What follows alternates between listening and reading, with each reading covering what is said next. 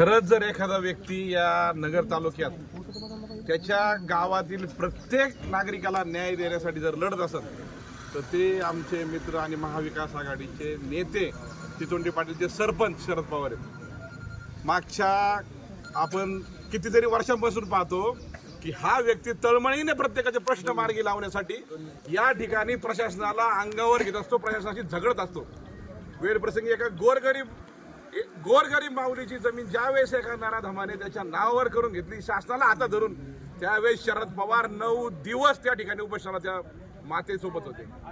अरे पण जर एखाद्या सर्वसामान्याचा प्रश्न जर मार्गी लागत असेल आणि जर कुठला तरी मोठा व्यक्ती मध्ये येत असेल आणि एक सर्वसामान्य सरपंच लढतोय, हे जर तुमच्या डोळ्यात खुपत असेल, राजकारण तर भरपूर झालं, राजकारण्यांनी राजकारण करणं इथपर्यंत ठीक होतं, परंतु आता अधिकारी सुद्धा या राजकारणात उतरलेत असं वाटतंय। कुठलाही दोष नाही, कुठलंही अतिक्रमण नाही, अहिल्यानगर तालुक्याच्या बीडीओंकर असा कुठलाही पुरावा नाही का ज्या शरद पवार यांचं अतिक्रमण आहे, परंतु केवळ आणि केवळ सर्वसामान्याला मदत करणारा, त्यांच्यासाठी धावून जाणारा माणूस, याच्यावरती त्यांनी सरपंच अपात्रतेची कारवाई केली। याच्यावर थांबली नाही।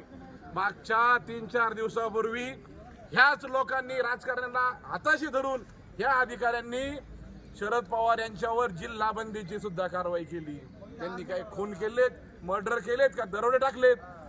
एकच गुन्हा आहे त्या माणसाचा की तो सर्वसामान्यांच्या हाकेला रात्रंदिवस त्यांनी वाहून घेतलेले। मी पुन्हा एकदा प्रशासनाला सांगतोय का तुम्ही या गोष्टीमध्ये राजकारण करू नका।